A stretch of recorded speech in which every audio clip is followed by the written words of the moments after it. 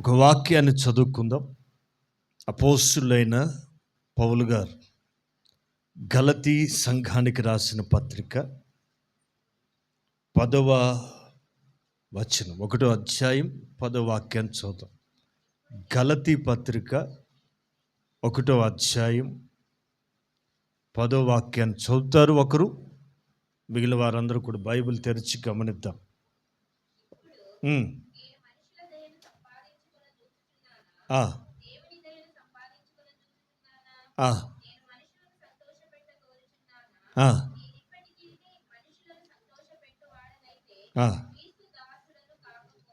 ఆమె దైవజనుడైన పౌలు గారు ఇక్కడ ఏమంటున్నారంటే, నేను ఇప్పటికీ మనుషుల దయ సంపాదించుకొని చూచుచున్నానా, దేవుని దయని సంపాదించుకొని చూచుచున్నానా? ఒకవేళ మనుషులను సంతోషపెట్టగోరుచున్నానా అంటూ, ఇప్పటికీ మనుషులను సంతోషపెట్టు వాడిని అయితే నేను క్రీస్తు దాసుడిని కాకపోతును అంటాడు తన సాక్ష్యంలో. సంపాదించుకొని చూచుచున్నానా? ఒక ప్రశ్న అండి. ఈ లోకంలో మనుషులు సంపాదనకి పెద్దపీట వేస్తారు. డబ్బు సంపాదన కావచ్చు, పేరు సంపాదన కావచ్చు, ఆస్తుల సంపాదన కావచ్చు. అర్థమవుతుందండి? వాళ్ళ మైండ్లో ఏదైతే పెట్టుకుంటారో దాని కొరకే పరిగెడతారు. కొంతమంది ఎకరం మీద ఎకరం సంపాదించడానికి ప్రయాసపడతారు. కొంతమంది ఇంటి మీద ఇల్లు సంపాదించుకునే దానికి ప్రయాసపడతారు.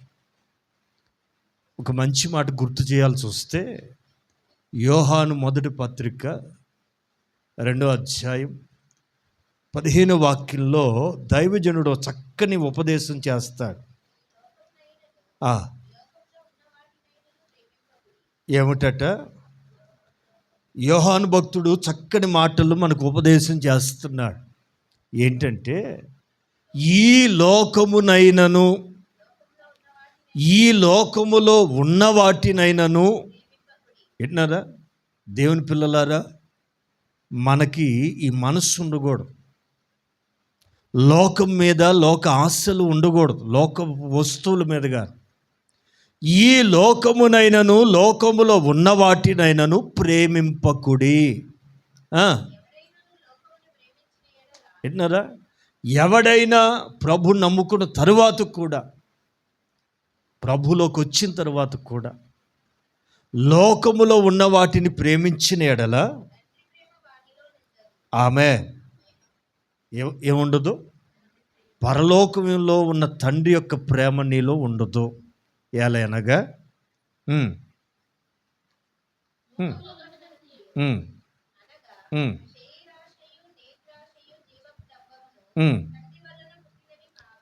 నేత్రాశ, శరీరాశ, జీవపు డంబం, ఇవేవి కూడా తండ్రి వలన కలిగినవి కావు. ఆమె లోకంలో ఉన్నదంతా ఏంటండి? నేత్రాశ. కంటికి కనపడిందల్లా నేను కొనుక్కోవాలి, వాళ్ళు కొన్నారు నేను కొనాలి. విన్నారా? వాళ్ళు సంపాదించారు నేను కూడా అలా కాదు. టైం వస్తే ఏది ఆగదు. ఆమె దేవుడు ఇవ్వాలనుకుంటే ఎలాగైనా ఇస్తాడు నీకు. అలాగని దాని కొరకు జీవితాన్ని వ్యర్థం చేసుకోకూడదు. కొన్ని మంచి మాటలు చెప్తాను, ఆలకించ. యోహాను గారి ఉపదేశం ఏంటంటే ఒకటే, లోకమునైనను లోకములో ఉన్న వాటినైనను ప్రేమింపకుడి. లోకంలో ఏమున్నాయి? నేత్రాశ, శరీరాశ, లైఫ్ స్టైల్, డంబంగా మింగం మెత్తుకుండదు, కానీ కొంతమంది మెయింటైన్ చేస్తుంటారు. ఇవన్నీ లోకానికి సంబంధించినవి. మనం ఎవరు? లోకానికి వేరై రక్షించబడిన వారు.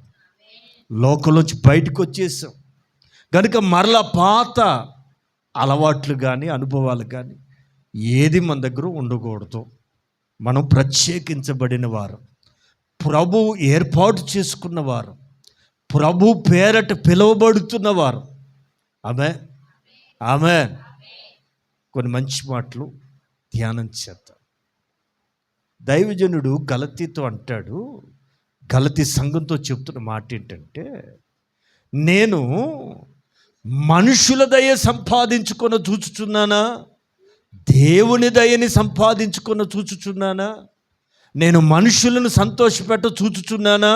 ఒకవేళ మనుషులను సంతోషపెట్టాలని నేను కానీ చూసినట్లయితే నేను క్రీస్తుకు దాసుడిని కానే కాను.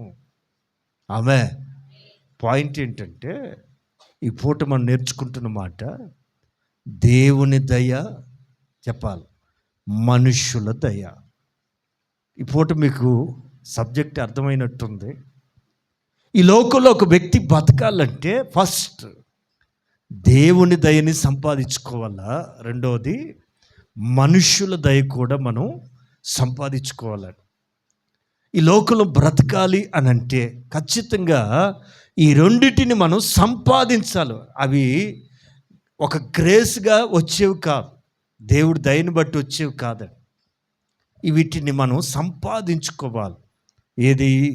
వెండిని ఎలా సంపాదిస్తున్నామో, బంగారుని ఎలా సంపాదించుకుంటున్నామో, ఆస్తులు ఎలా సంపాదించుకుంటున్నామో, అలాగా లేఖనాలు బట్టి చెప్పాలంటే ఈ లోకంలో దేవుని దయని సంపాదించుకోవాలి, రెండోది మనుషుల దయని కూడా సంపాదించుకోవాలి. విన్నారండి? సంపాదించాలి. ఏవేవో సంపాదిస్తున్నారు, సరే. వాక్యాన్ని బట్టి పూట చిన్న ఉపమానం, చిన్న ఉపదేశం చెప్తాను, బాగినా. ఎందుకు దేవుని దయతో పాటు మనుషుల దయ ఈ లోకంలో మనకు కావాలి?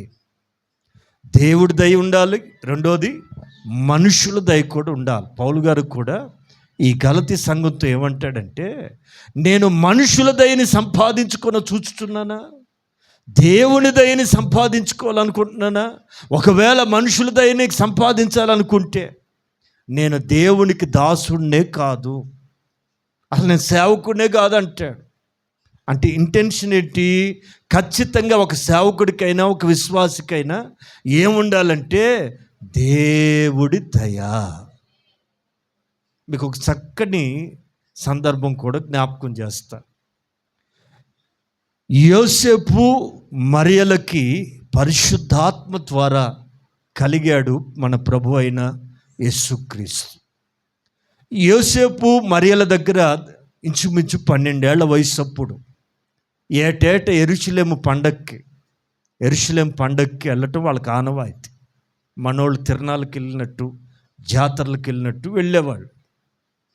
వాళ్ళు వెళుతూ యేసు ప్రభుని కూడా పట్టుకెళ్ళారు. 12 ఏళ్ళప్పుడు జరిగిన సంభవం ఏంటంటే, ఆ తిరణాల గోళ్ళలో పడి 2 రోజులు యేసు ప్రభుని వదిలేసి తిరుగుతున్నారు. ఎవరు? యోసేపు మరియలు. 2 రోజుల తర్వాత గుర్తుపట్టి, అరే ఈయన ఎక్కడికి పోయాడు అని గుర్తుపట్టి మరలా వెతుక్కుంటూ వెనక్కి వస్తే యెరూషలేము దేవాలయంలో ప్రభు కనపడ్డాడు. ఇదిగో యేసు, ఎక్కడికి పోయో అంటుంది మరియమ్మ. చదువుతారా? 2వ అధ్యాయం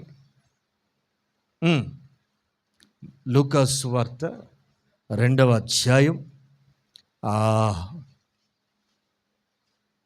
46 నుంచి చదువుతారా?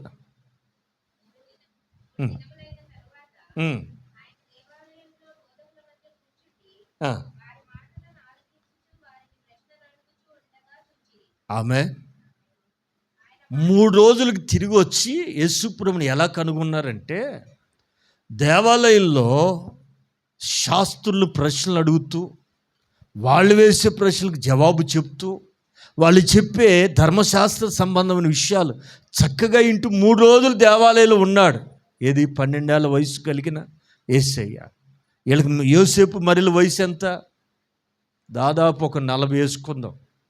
విన్నారా? వాళ్ళ లెక్క ప్రకారం 30 ఏళ్ళకు పెళ్లి చేస్తారు. యూదుల లెక్క ప్రకారం పెళ్లి చేయాలంటే 30 ఏళ్ళు నిండితేనే పెళ్ళి. యోసేపుకి 12 ఏళ్ళు, అంటే దాదాపు 42 సంవత్సరాలు కలిగిన మరియ యోసేపులు ఎక్కడ ఉన్నారు? తిరణాల్లో ఉన్నారు. 12 ఏళ్ళ యేసు ప్రభు ఎక్కడ ఉన్నాడండి? దేవాలయంలో దైవ సంబంధమైన విషయాలను చర్చిస్తూ నేర్చుకుంటూ ఉన్నాడు. ఈ 42 ఏళ్ల పెద్దోళ్ళేమో తిరణాల్లో ఉన్నారు. అర్థమైతే స్తోత్రం. పైగా ఈ తిరణాల జనం వచ్చి అంటారు, ఎక్కడికి పోయావు? ఆయన అంటాడు, ఎక్కడికి పోతామండి, మీరే పోయారు, ఉండాల్సిన స్థలం వదిలిపెట్టి మీరు తిరుగుతున్నారు అని ప్రభు వారితో మాట్లాడుతూ అంటారు. మరియమ్మ తల్లి అంటది, ఇదిగో ఎక్కడ పోయావయ్యా? 2 రోజులు బట్టి ఎతికి తలకాయ పగిలిపోయింది, నిన్ను ఇక్కడ ఉన్నావా అంటే యేసు ప్రభు చెప్తున్న సమాధానం గమనించాలి.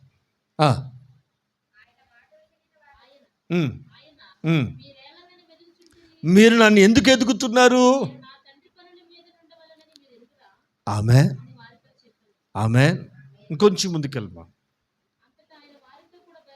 బయలుదేరి వారికి లోబడి ఉండెను. తల్ల పైకి ఎత్తడి కొన్ని మాటలు చెప్పాలి. యేసు ప్రభు యొక్క జీవన శైలి, లైఫ్ స్టైల్ ఏంటారా? లోకం లైఫ్ స్టైల్ కాదు, మనం నేర్చుకోవాల్సిన జీవపు డంబం వేరు. లోకంలో ఉన్నదంతే యోహాన్ గారు ఏమన్నారు? నేత్రాశ, శరీరాశ, లైఫ్ స్టైల్. ఏం లైఫ్ స్టైల్ రా? మీ తలకాయ చిరిగిపోయిన బట్టలు వేసుకోవటమా ఫ్యాషన్? ఇప్పుడు చూడండి, ఈ పిల్లలు చూడండి ఎంత బాధ వేస్తుందంటే, బట్టలు ఒళ్ళు కప్పుకోవటానిక పిచ్చోళ్ళలాగా తిరగటాకండి. Life style. నేను చెప్పేది యేసు ప్రభు లైఫ్ స్టైల్ గమనించాలి. ఆమె నమ్మతగిన వాడే, నలు దిశలా నెమ్మది కలుగ చేయువాడే, నా చీరు వ్రతము జీవితమంతా అనుసరించినాడే,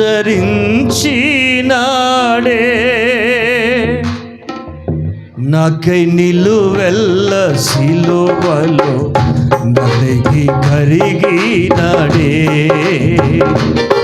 నా చీరు వ్రతము జీవితమంతా అనుసరించినాడే, నాకై నిలువెల్ల సిలువలో నలిగి కరిగినాడే.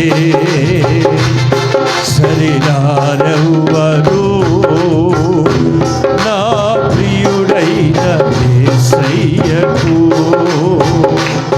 సరిరారెవ్వరు నా ప్రియుడైన యేసయ్యకు, సర్వము నెరిగిన సర్వేశ్వరునికి సరిహద్దులు లేని పరిశుద్ధునికి, సర్వము నెరిగి సర్వేశ్వరునికి సరిహద్దులు లేని పరిశుద్ధునికి, సరిహారెవ్వరు నా ప్రియుడైన, సరిహారెవ్వరు నా ప్రియుడైన,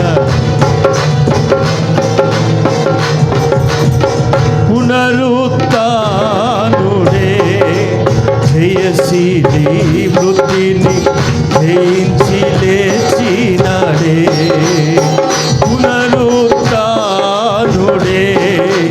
జయశీలి మృతిని జయించి లేచినాడే, శ్రేష్టమైన పునరుత్థాన బలము ఇచ్చినాడే, నాకై అతి త్వరలో మహిమతో రానయ్యున్నవాడే, శ్రేష్టమైన పునరుత్థాన బలము ఇచ్చినాడే, నాకై అతి త్వరలో మహిమతో రానయ్యున్నవాడే, సరిరారెవ్వరు నా ప్రియుడైన యేసయ్యకు, సరిరారెవ్వరు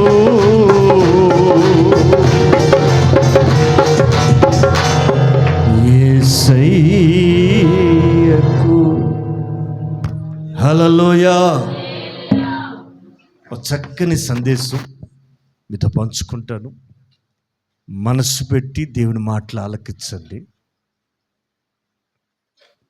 యేసు ప్రభు కూడా 12 ఏళ్ల వయసప్పుడు ఎలా ఎదుగుతున్నాడు, మీరు ఒక మంచి మాట చదవాలి. 52వ వాక్యం, 2:52 చివరి వాక్యం.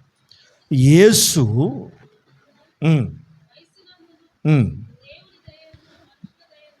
వర్ధిల్లుచు ఉండెను. ఎవరైనా ఈవెన్ లోక రక్షకుడు మనిషిగా ఈ లోకంలో ఉన్నప్పుడు, ఒక సామాన్యమైన మనిషిగా మారినప్పుడు ఆయనకు కూడా కావాల్సి వచ్చింది. ఏంటది? దేవుని దయ, మనుషుల దయ. ఈ లోకంలో ఏదున్నా లేకున్నా ఈ రెండు గనక నీ మీద ఉంటే నీకంటే ధన్యులు ఎవ్వరూ లేరు. Praise the lord. Hallelujah. Yesu ప్రభు అంతటి వానికి కూడా ఈ లోకంలో ఏం కావాల్సి 4 రకాలుగా వర్ధిల్లాడట. వయస్సు యందును, జ్ఞానమందును, దేవుని దయందును, మనుషుల దయందును వర్ధిల్లుచు ఉండెను. స్తోత్రం. హల్లెలూయా. వర్ధిల్లుచు ఉండెను. అర్థమవుతుంది కదండి? Present continuous tense. వర్ధిల్లుచూ ఉన్నాడు. యేసు ప్రభు కూడా ఈ లోకంలో జీవించినప్పుడు వర్ధిల్లుచూ ఉండెను. ఏ వయసులో? దాదాపు 12-13 ఏళ్ళప్పుడే ఆయన వర్ధిల్లుతూ ఉన్నాడట. మీకు చరిత్ర చెప్తాను, కొంచెం మనసు పెట్టి ఆలకించండి. చాలామంది రకరకాల కామెంట్స్ చేస్తున్నారు ఈ మధ్య. కాశ్మీర్ వచ్చాడు, యోగా నేర్చుకుని వెళ్ళాడు. ఈడెళ్ళి వీడియో తీసి వచ్చాడు. మరి ఎట్టినారండి? ఇంకెక్కడికి వచ్చాడు, ఎక్కడెక్కడికో వచ్చాడని కల్పిత కథలు చెప్తున్నారు. నా ప్రభువుకి అక్కడికి ఇక్కడికి వెళ్ళాల్సిన అవసరం లేదు.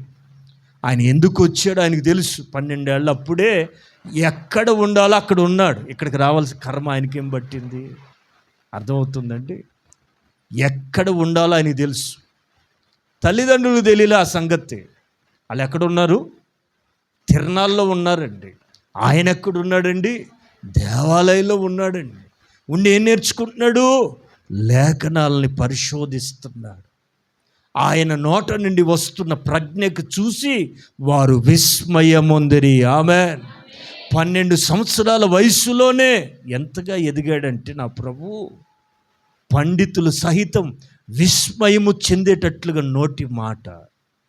నోట నుండి వస్తున్న దైవ సంబంధమైన ప్రత్యుత్తరం. మీ సంభాషణ ఎలా ఉండాలా? ఉప్పు వేసినట్లుగా కృపా సహితంగా ఉండాలి. అంటే దైవ సంబంధమైన మాటలే మన నోట ఉండాలి తప్ప వేరొక వ్యాఖ్యానాలు కానీ వేరొక మాటలు కానీ మనకు అవసరం లేదండి. ప్రియులారా, చిన్న సందేశం. దేవుని దయందును మనుషుల దయందు యేసు ప్రభు కూడా వర్ధిల్లాడట. హౌ? ఎలా? ఆయన ఎలా వర్ధిల్లాడు? 4 మాటలు చెప్పి ముగిస్తాను, బాగా ఆలకించాలి. ఆయనలాగా మనం నడవగలిగితే, ఆమె అంటది కదా, నా నడక మారింది. ఏం విన్నట్టు మా ఉంటారండి? చెప్పండి. ఆయనలాగా మనం నడవగలిగితే తప్పేముంది? నడక మారుతుంది, స్టైల్ మారుతుంది, అన్నీ మారిపోతాయి. నడవగలిగితే నడక మారుతుంది, నిలవగలిగితే నీ రూపం మారిపోతుంది. యేసు ప్రభు ఎవరో తెలుసా? మనిషిని ఆయన పోలికలోనికి మార్చుకోవటానికి స్వరక్తం ఇచ్చి సంపాదించుకున్నాడు. ఆమె పిల్లరా, ఈరోజు మన ఉపదేశం ఏంటంటే, ప్రభు అంతటి వాడే దేవుని దయందు మనుషుల దయందు వర్ధిల్లగలిగినప్పుడు మనం ఎందుకు వర్ధిల్లకూడదు? ఫస్ట్ ఆఫ్ ఆల్ ఏంటది? దేవుని దయ. రెండవది, మనుషుల మధ్యలో ఉన్నాం కనుక, మనుషులతోనే మనం బ్రతకాలి కనుక ఖచ్చితంగా ఏముండాలి? మనుషుల దయ కూడా మన మీద ఉండాలి. ఎలా? అది ఉంటే ఇది ఉండదు కొంతమందికి. విన్నారా? నేను భక్తులు అని ఆవేశాలు పోతుంటారు.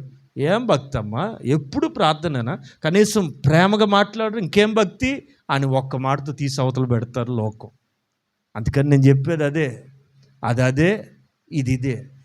దేన్ని మనం నష్టపోకూడదు. లోకంలో కూడా సాక్ష్యం పొందాల. ఏమని? హానోకట దేవునితో నడిచాడట, దేవునికి ఇష్టుడని లోకంలో సాక్ష్యాన్ని పొందుకుని వెళ్ళాడు అక్కడికి. మనుషుల మధ్యలో కూడా మంచి సాక్ష్యం సంపాదించాలి. మనుషులు వచ్చి నిన్ను గురించి చెప్పాలి, ఈమె నిజమైన దేవుని బిడ్డండి, నిజంగా దైవత్వం ఈమెలో ఉందండి, మేము చూసాం, అందుకని ఆమెను ఏమో అనలేకపోతున్నాం అని చెప్పగలగాలి. ప్రియులారి, రెండు ప్రాముఖ్యమైన పవర్ కలిగి ఉన్నాయి. ఒకటి దేవుని దయ, రెండోది చెప్పాలి ఏం కావాలి? రైట్. ఎలా వస్తుంది? వయసు యందు జ్ఞానమందు ముఖ్యమే. అంతకంటే ఇంకొక ప్రాముఖ్యమైనది దేవుని దయ, మనుషుల దయ. ఎలా సంపాదించగలుగుతాం? యేసు ప్రభు ఎలా పొందుకోగలిగాడు? మీరు ఆ పైన 40వ మాట చదివితే, బాలుడిగా ఉన్న యేసు ప్రభు అట జ్ఞానముతో నిండుకొనుచు, ఆమేన్, దేవుని దయ ఆయన మీద ఉండెను, ఆయన మీద ఉండెను. ఈ బాలుడిగా ఉన్న ప్రభు ఎదిగి బలాన్ని పొందుకుంటున్నాడట. ఆమేన్, ప్రైజ్ ది లార్డ్. గనుక దేవుని దయ ఆయన మీద ఉండెను, ఎదిగి బలాన్ని పొందాడు. ఎక్కడ పొందాడు? దేవుని సన్నిధిలో. 12 ఏళ్ళప్పుడే సన్నిధిలో నిలబడటం ప్రభు మనకు నేర్పిస్తున్న పాట. విన్నారా? మీరు ఆ లేఖనాలు ఇంటికి వెళ్ళిన తర్వాత చదవండి. పండగ అయిపోయింది, వీళ్ళు ఇంటికి తీసుకెళ్ళారు. యేసు ప్రభుని తీసుకెళ్తే మీరు చదవాలి, 51 వాక్యం చదవరా.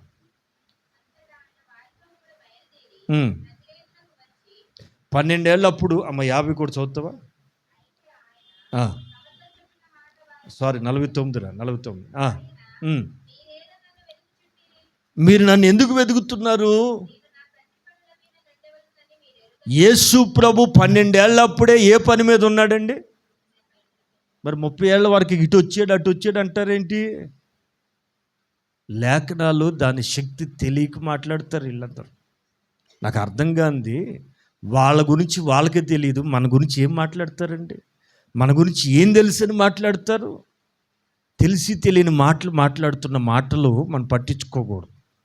విషయం ఏంటంటే, యేసు ప్రభు అటండి 12 ఏళ్ళప్పుడే I'm in my father's business. ప్రభు ఏం చెప్పారు? I'm in my father's business. నా తండ్రి పని మీద నేనున్నా. నేను ఎందుకు వచ్చా నాకు తెలుసు. నేనెవరో మీకు తెలియకపోవచ్చు, కానీ నేను ఏ పని మీద ఈ లోకానికి వచ్చా నాకు తెలుసు. అది మీకు తెలియట్లా అని అక్కడ చెప్పాడా? ఇంత చెప్పిన ఆయన్ని ఈ యోసేపు మరెలు 2 చేతులు పట్టుకుని గుంజుకెళ్ళి ఎక్కడ పెట్టారు తెలుసా? యేసు, ఆ చెక్క పట్టురా, ఈ ఉలి పట్టురా. ఆమంటది, పెద్దోడా కరివేపాకు పట్టురా అంటదా లేదు తల్లి? ఇంట్లో పెద్దోళ్ళు పుట్టినంత బుద్ధి తక్కువ పనులు మరొకటి లేదు. ఇంట్లో పెద్దోడైతే బలైపోయినట్టే, లేకపోతే చిన్నోడు అంత పెద్ద పని చెప్పర్లే అనుకోండి. ఈ పెద్దోళ్ళకు పుట్టారు అనుకోండి, యేసుప్రభు పెద్దోడు ఆ ఇంట్లో. ఈ మరియమ్మకి ఏ పాల ప్యాకెట్ కావాలన్నా ఎవరు గుర్తొస్తారండి?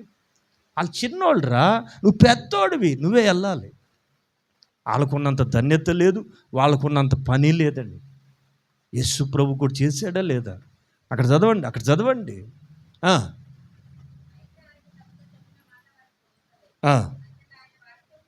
బయలుదేరి వచ్చి ఎట్లా?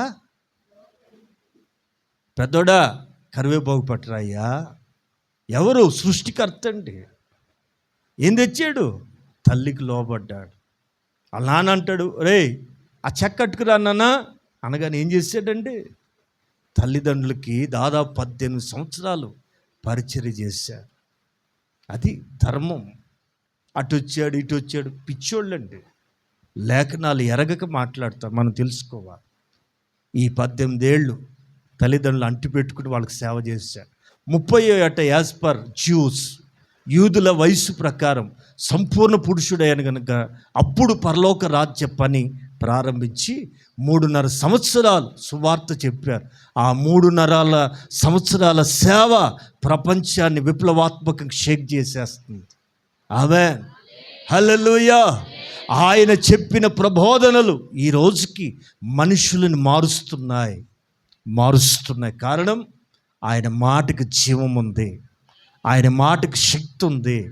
ప్రియులారా, అంతటి మహానుభావుడు ఈ లోకంలో నరాలాడే నరుడుగా జీవిస్తున్న ఆ దినాల్లో 2 అనుభవాల్లో ఎదిగాడు. విన్నారా? వర్ధిల్లెను. ఏ విషయాల్లో?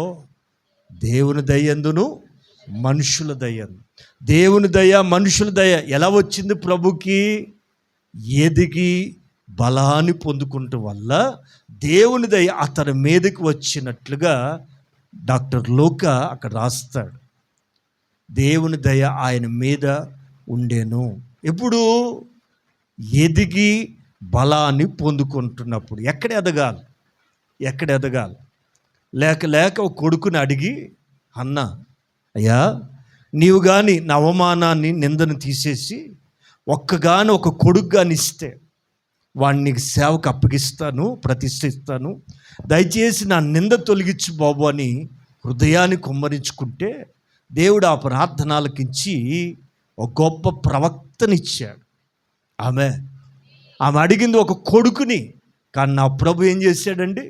అడిగిన వాటికంటే, ఊహించిన వాటికంటే అధికంగానే ఇచ్చాడు. గొప్ప ప్రవక్తనిచ్చాడు. ఆమె కోరుకున్నట్లుగా 11 ఏళ్ళు పెంచి పాలు మాన్పించిన తర్వాత మందిరంలోకి తీసుకువెళ్ళి మందిరంలో ప్రతిష్ఠించి సమర్పించి వదిలేసి వచ్చిన తర్వాత దేవుడికి ఆమె ఒక్కడిని ఇచ్చింది. కానీ దేవుడు మరలా, మీరేది దేవుడికి ఇచ్చినా, ఏంటన్నా సముద్రంలో ఏది పడేసినా అదేమవుతుందో తెలుసా? సముద్రంలోకి ఇసురు కొడితే మాకెందుకురా, మీరే తీసుకోండి అని అలలతో తోసేస్తుందని. సముద్రంకున్న లక్షణం అది. నా దేవుడు కూడా ఇచ్చిన దాన్ని పుచ్చుకుని మురిసిపోయేవాడు కాదు, ఇచ్చిన దానికి రెట్టింపుగా ఇచ్చేవాడు. దేవునికి నువ్వు ఏదైనా ఇస్తే, నువ్వు 1 ఇస్తే ఆయన 5 ఇస్తాడు, 5 రెట్లు ఇస్తాడండి. చదువుదాం 2వ అధ్యాయం 21 వాక్యం చదవాలి త్వరగా. దర్శింపగా 3 కుమారుల్ని 2 కుమార్తెల్ని కనేను. విన్నారా? 5గురిని ఇచ్చాడు. ఆమె దేవుడికి ఇచ్చింది ఒక్కడనే, కానీ దేవుడు ఆమెకి ఇచ్చింది 5గురిని, 3 కుమారుల్ని 2 కుమార్తెల్ని ఇచ్చాడు. అయితే ఎక్కడ ఎదగాలి? సన్నిధిలో ఉండి ఎదుగుచుండెను. స్తోత్రం. ప్రియులారా, మీరు ఏదైనా కానివ్వండి, ఆధ్యాత్మికమైన ఆశీర్వాదం, ఆధ్యాత్మికమైన ఫలాలు పొందాలంటే ఖచ్చితంగా సన్నిధిలోనే ఎదగాలి, సన్నిధిలోనే బలపడాలి. సన్నిధికి దూరమై ఏది సాధించలేమనేది 100కి 1000 వాస్తవం. చాలామంది అండి ఈ మధ్యకాలంలో కరోనా వచ్చినాక ఆన్లైన్కి అలవాటు అయిపోయారు. విన్నారా? సన్నిధి విలువ తెలియక చాలామంది స్క్రీన్లో చూసి వస్తున్నారు, సినిమా చూసి వచ్చినట్టు. నో, నా లేఖనం, నా దేవుని మాట ఒప్పుకో. ఏవండి? ఆ మెదక్ చర్చ్ ఎవరు కట్టారు? ఇంగ్లాండ్ ఆయన దొర ఏ దొర? పరాయి దేశం నుంచి వచ్చి తనది కాని ప్రజలు, తనది కాని నేల, వాళ్ళ దేశంలో కట్టుకోవటం చేతకాక అంత పెద్ద ఆలయాన్ని ఎందుకు కట్టాడు?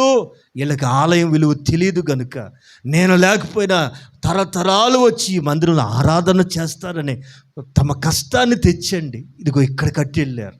దీని మూలంగా మనం నేర్చుకోవాల్సిన పాఠం ఏంటి? సన్నిధి విలువ సన్నిధిదే.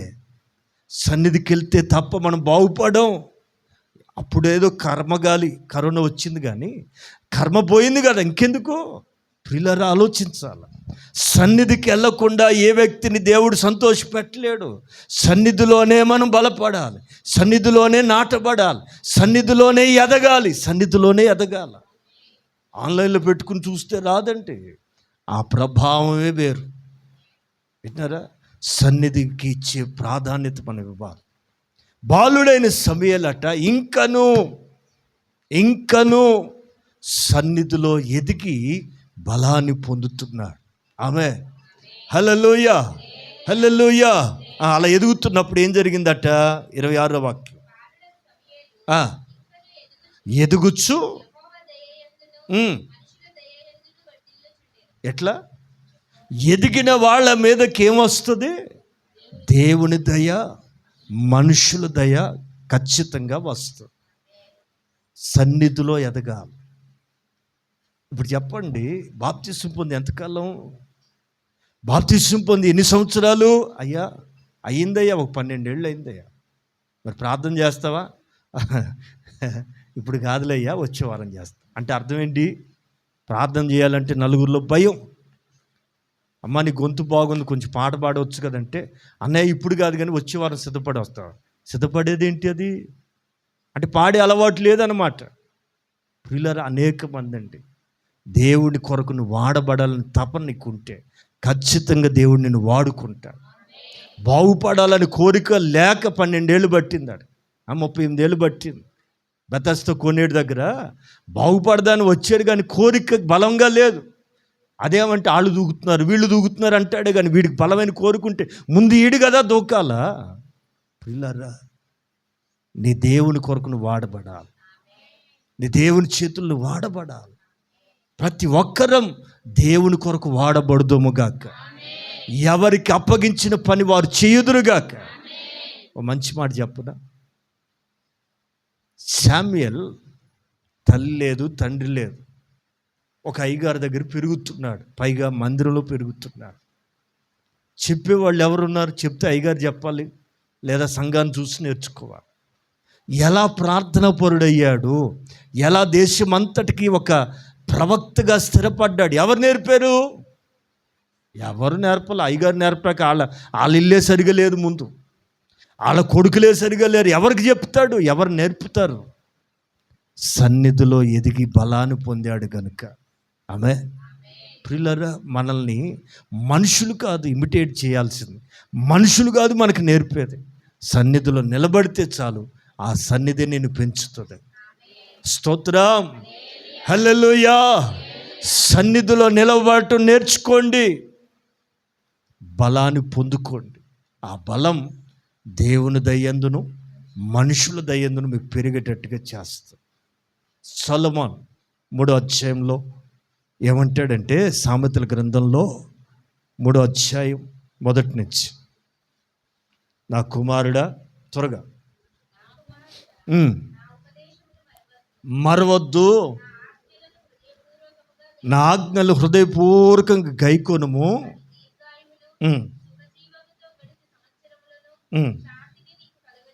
విన్నారా? దయని సత్యాన్ని ఎన్నడూ కూడా పోనీయకుము.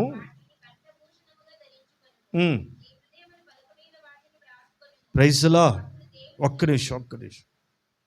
నా ఉపదేశాన్ని మరవకు, నా ఆజ్ఞల్ని హృదయపూర్వకంగా నువ్వేం చేయాలి? విన్నారా? వారం మీరు వాక్యం వింటున్నారు కదా, ఇంతకు పోయిన వారం ఏం వాక్యం విన్నాం? అయ్యి బాబోయ్, సూపర్. అసలు అంతకుముందు వారం ఉండండి, నోట్స్ తిరిగేస్తాను అంటారా?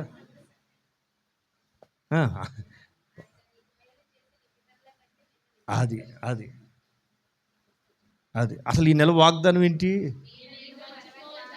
అబ్బా, ఇదండి, ఇదే కావాలి. Praise the lord. మరవద్దు. డబ్బులు మర్చిపోకుండా ఉండాలంటే ఏం చేయాలండి? పలానా సిస్టర్కి 1000 రూపాయలు ఇచ్చా, మర్చిపోకూడదు. 2 నెలలు అయింది, మర్చిపోకూడదు. 6 నెలలు అయింది, మర్చిపోకూడదు. అనుకుంటూ ఉంటే మర్చిపోం. ఎప్పుడు ఇచ్చినట్టు ఉందే అనుకుంటే అంతే సంగతి. ఏదైనా మననం చేసుకుంటుంటే బుర్రలో ఫీడ్ అవుతుంది. మనం గనక వదిలేసామా అన్నీ మర్చిపోతాం. ఇంతకుముందు ఎక్కాలు బాగా పిల్లలకు వచ్చేవి, కొట్టి మరి మోకాళ్ళు లేపించి 2 జా 2 2 3 జా 2 3 జా ఏసు రక్తం చేయం. ఇప్పుడు పిల్లలు చెప్పమానండి, ఇప్పుడు పిల్లలకి అంత కంప్యూటర్ వచ్చేసింది కదా. బుర్రకు ఫీడింగ్ లేనందువల్ల ఏమైపోతుందో తెలిసినా మెమరీ లాస్ అయిపోతుంది. అంతా ఎంతన్నారు ఇంగ్లీష్ పదాలు కూడా స్పెల్లింగ్తో గొడవే లేదు. మీరు కొడుతుంటేనే అదే చూపిస్తుంది. ఒరే నువ్వు ఎందుకు శ్రమ, నేను ఇస్తా అని చెప్పి సోమరపోతులను చేస్తుంది. ఫీడింగ్ లేకపోతే మెమరీ లాస్ అయిపోతాడు. ఈ బుర్రకి ఎంత ఇస్తే అంత మంచిది. సరే బయట సంగతి వదిలేద్దాం. వాక్యం ఎంత ఉంటుంది, ఇన్ని ఆహా ఓహో అంటే కుదరదండి. మననం చేయాలి. యెహోవా ధర్మశాస్త్రాన్ని దివారాత్రం ధ్యానించాలి. అప్పుడు నువ్వు చేసేది అంత సఫలమవుతుంది. నీటి కాలవల ఎవరైనా నాటబడిన చెట్టు వలె ఆకువాడకు ఫలమిచ్చి చెట్టులాగా మారిపోతావు. రాత్రి మగళ్ళండి మీ మనసు నిండా ఏం నింపుకోవాలా? దైవ సేవకులు చెప్పే ప్రతి మాట బుర్రలో పెట్టుకుని ధ్యానించాలి. ఆమె హల్లెలూయా. సొలొమోను గారు అంటారు, నా కుమారుడా నా ఉపదేశాన్ని మరవద్దు, నా ఆజ్ఞలు హృదయపూర్వకంగా ఏం చేయాలా? హల్లెలూయా. ఆజ్ఞలట హృదయపూర్వకంగా గైకొనాలటండి. అలా గనక గైకొన్నట్లయితే 4వ వాక్యంకి వెళ్ళిపో. 4వ వాక్యంకి వెళ్ళి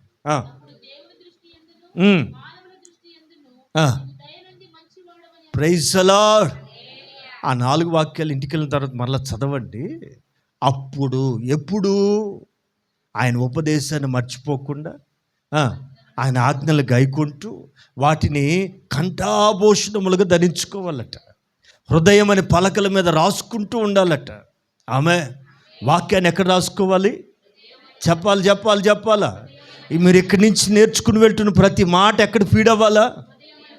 దేవదూత చెప్పిన వర్తమానాన్ని, సమాచారాన్ని మరియట హృదయములో భద్రము చేసుకొనెను.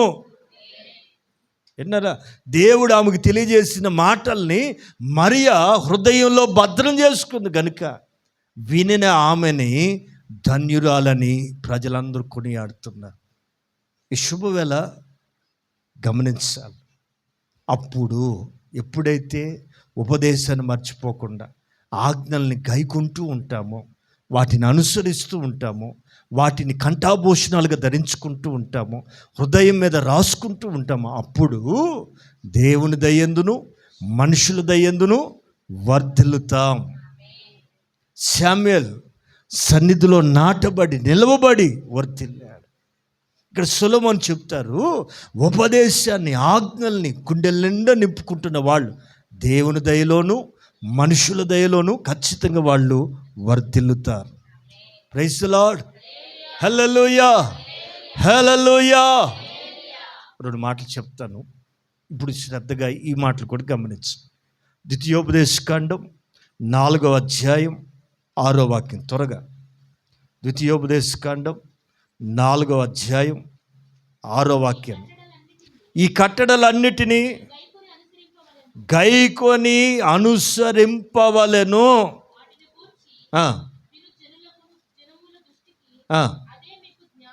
ఏంటారా? ఇంకొంచెం గట్టి చదవరా. మరలా మొదటి నుంచి. ఈ కట్టడలన్నిటినీ మీరు గైకొని ఏం చేయాలట? గైకొని గ్రహించి నేర్చుకోవాలి, పాటించాలి. మీరు నేర్చుకునే ఉపదేశాన్ని, కట్టడల్ని గైకొని అనుసరించవలెను. అంతే. వినాలి, ఆ ప్రకారం నడవాలి, అంతే. అలా గనక నువ్వు నడవగలిగితే ఏంటన్నారా? మనల్ని గూర్చి వింటున్నారు కొంతమంది, వింటారండి. వారం ముసుగేసుకుని పెద్ద బైబిల్ పట్టుకుని వెళ్తారు కదా. ఏమి నేర్చుకుని వస్తున్నారు వీళ్ళు? మనలో కలుగుతున్న పరివర్తన చూస్తారు. ఓకే. ఆమేన్. ఏంటది?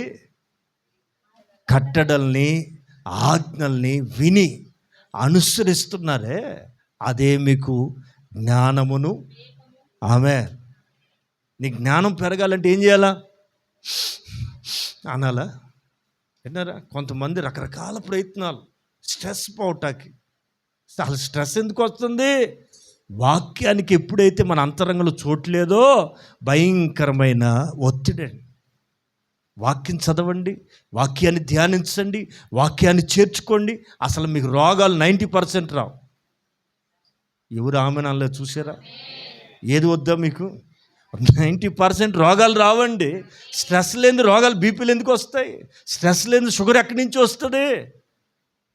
నెమ్మది కలిగి ఎప్పుడైతే వాక్యం, గుండె నిండా వాక్యం నింపుకోగలిగితే నెమ్మది కలిగి బ్రతుకుతారు. ఇక్కడ ఏమంటాడంటే, నా కట్టడలను అనుసరించి గైకొని వాటిని అనుసరించండి. వాటిని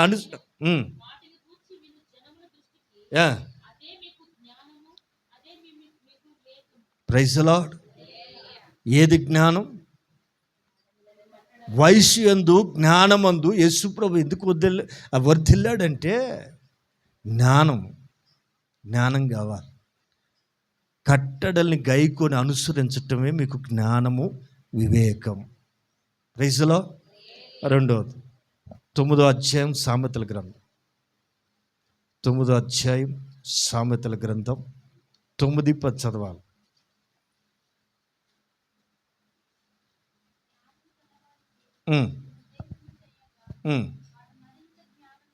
విన్నారా? ఇంతకీ జ్ఞానం అంటే ఏంటి?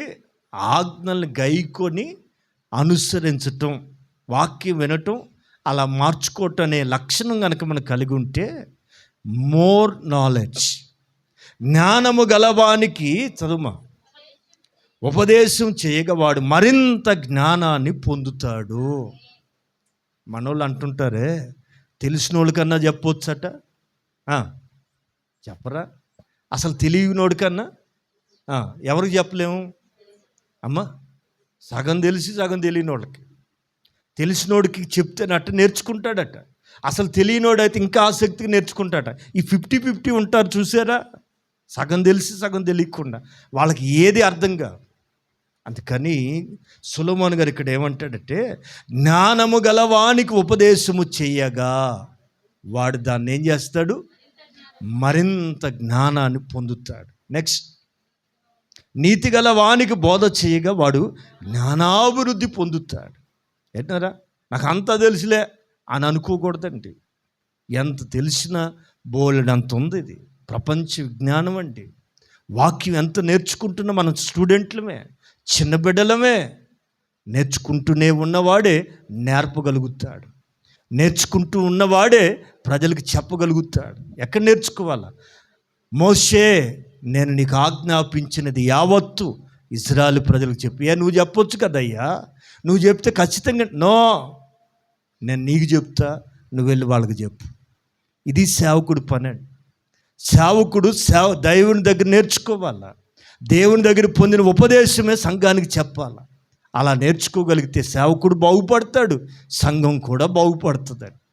ప్రియులారా, ఇక్కడ సొలొమోను గారు ఏమంటారంటే, జ్ఞానము గలవానికి ఉపదేశం చేయగవాడు మరింత జ్ఞానాన్ని పొందుతాడు, నీతి గలవానికి బోధ చేయగవాడు జ్ఞానాభివృద్ధి పొందుతాడు. పదవాక్యం కూడా విన్నారా? వయసు యందు జ్ఞానమందు. ప్రియులారా, సంఘానికి రావటం గొప్ప కాదు, కానీ సంవత్సరానికి తగినట్లుగా, వయసుకు తగినట్లుగా ఎదగాలి. రక్షణ పొందిన దగ్గర నుంచి ఎంత ఎదిగావు అనేది కొలబద్ద. ఎంతగా మీరు ఎదుగుతున్నారు అనేది కొలబద్ద. వింటున్నారండి?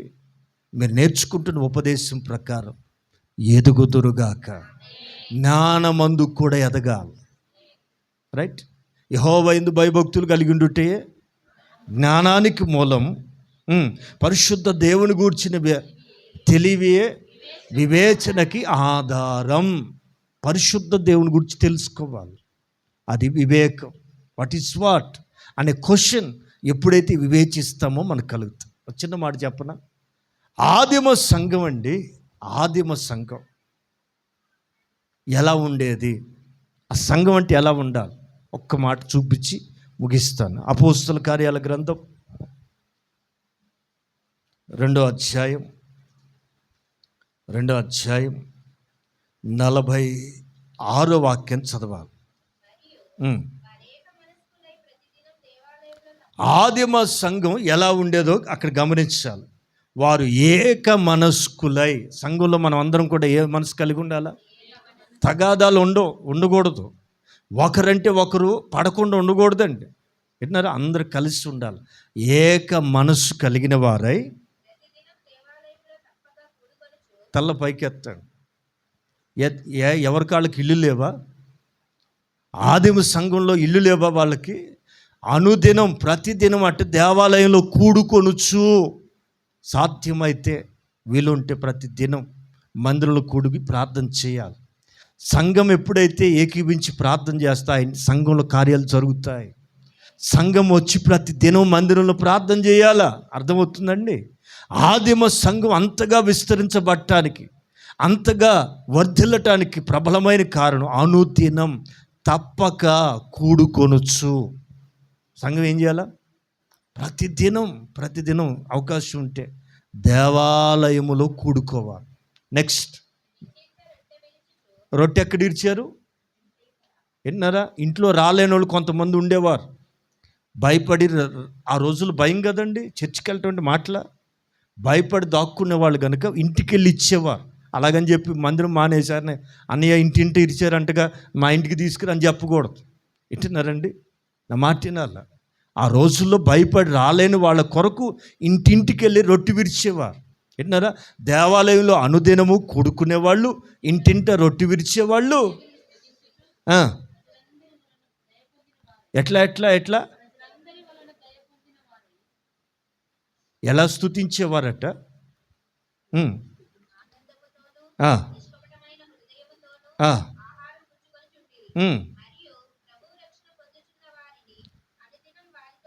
అది సంఘం పెరగాలంటే ఇది ఈ అనుభవాలు ఉండాలి. ఇది అనుదినం కూడుకునే అలవాటు. అందుకేగా మంగళవారం స్త్రీల కూడిక, గురువారం ఏమో వీధి కూడిక, శుక్రవారం ఏమో ఉపవాస ప్రార్థన. ఇప్పుడు పగలు కాకుండా మళ్ళీ సాయంత్రం మార్చాడు. శనివారం ఏమో మళ్ళీ ఆదివారం. ఇంకెప్పుడు బయటికి పోయేది? ఇంకెప్పుడు తిరిగేది? Nothing doing. ఇలా గనక ఐక్యత కలిగి మనం ప్రార్థన చేస్తే, ఐక్యపడి ప్రార్థన చేస్తే అనుదినం క్రొత్త ఆత్మలు దేవుడి సంఘంలో చేరుస్తాడు. అర్థమవుతుందండి? పైగా ఈ సంఘం మీద ప్రజలకట ఈర్ష్య కాదు, ద్వేషం కాదు, దయ కలుగుతుంది. ఆమేన్. సంఘం లోకం యొక్క దయని సంపాదించాల. ఈ రోజున సంఘం అంటే ప్రజలకు శత్రువుగా మారింది కాదండి. ఆ రోజున చూడండి, ఆదిమ సంఘం అట్ట అనుదినం ప్రార్థన చేస్తుంటే, వాళ్ళ ప్రార్థన చూసిన వాళ్ళు, వాళ్ళ ఐక్యత చూసిన వాళ్ళు, వాళ్ళ ప్రేమను చూసిన వాళ్ళకి లోకంలో ఉన్న వాళ్ళందరికట వీళ్ళు నిజంగా దేవుని బిడ్డలండి, వీళ్ళని ఏమో అనకూడదండి, వీళ్ళని ఏదైనా అంటే మనకు తగులుద్దండి అని భయపడి మనుషులందరి వలన దయ పొందింది. సంఘం బయట వాళ్ళ చేత దయను సంపాదించుకోవాలా. ఎప్పుడైతే ఇలాంటి సంఘ క్రమాన్ని పాటిస్తామో, ఎప్పుడైతే సంఘం ఇలా వర్ధిల్లుతూ ఉంటుందో, దేవుని దయలోను మనుషుల దయలోను సంఘము కూడా వర్ధిల్లుతుంది. మొదట నీవు వర్ధిల్లాలి, నీ సంఘం వర్ధిల్లాలి, నీ కుటుంబం వర్ధిల్లాలి. దేని చేత? దేవుని దయచేతను మనుషుల దయచేత వర్ధిల్లుదురుగాక. నా దేవుని దయ, మనుషుల దయ మీ మీద, మీ కుటుంబాల మీద, మీకు కలిగిన సమస్తం మీద నిలుచునుగాక. దేవుని దయందు, మనుషుల దయందును మీరు వర్ధిల్లుదురుగాక.